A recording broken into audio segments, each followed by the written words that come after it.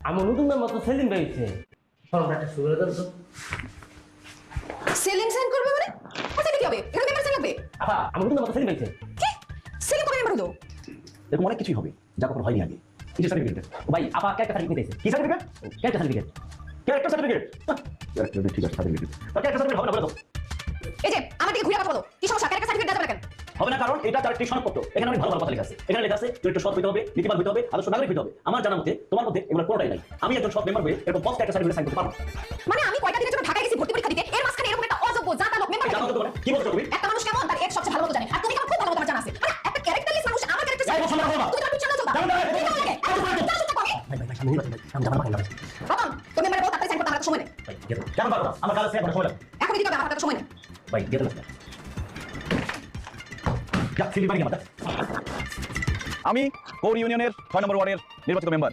আপনারা আমাকে ভালোবেসে মেম্বার নির্বাচিত করেছেন। আপনারা সবাই জানেন আমার চাচা এনায়েতুর রহমান প্রয়াণের পর থেকে আমি এই ওয়ার্ড দায়িত্ব নিয়েছি। আপনারা দেখেছেন আমি রাত দিন পরিশ্রম করে কাজ করার চেষ্টা করে যাচ্ছি। আপনারা সবাই সাক্ষী। আমি সময় পেয়েছিলাম 6 মাস, তার মধ্যে 4 মাস অতিবাহিত হয়েছে, বাকি আছে 2 মাস। 2 মাস পর আবার নির্বাচন। সেই নির্বাচনে আপনারা যদি আমাকে যোগ্য মনে করেন, আমাকে ভালোবেসে থাকেন, আপনারা নির্বাচিত করবেন। আমার ভাই তোমার ভাই। আমার ভাই তোমার ভাই। বাবা বাবা এলাকার লোকজন কিন্তু ভালো কথা বলছে হাতের মেম্বার দাঁড়া তোমার মেম্বার গিয়ে আমি ছুপাইছি তবে আমি কথা দিচ্ছি, আপনারা জানেন যে উত্তর পাড়ার ব্রিজটা কমপ্লিট হয়ে গেছে, দক্ষিণ পাড়ারটা কাজ চলছে এবং পূব পাশেরটা আগামী মাস থেকে শুরু। এখানে কি হচ্ছে চোখে দেখো না? এখানে সব এসে গেছে, কানা না পড়া।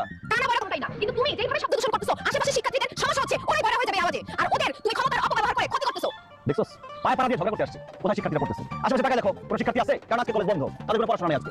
তুমি আশেপাশে ভালো করে টাকা দেখো আশেপাশে ছোট বড় অনেক বাড়ি ঘর আছে সেখানে ছোট ছোট বাচ্চারা আছে তাদের তো কালকে পরীক্ষা করতে পারে তুমি যত জোরে ওদের তাদের কোনো সমস্যা পরীক্ষা নাই কালকে। তুমি খবর না নিয়ে চলে আসছো। আমি কর্তৃপক্ষের সাথে কথা বলছি, তাদেরকে জিজ্ঞেস করছি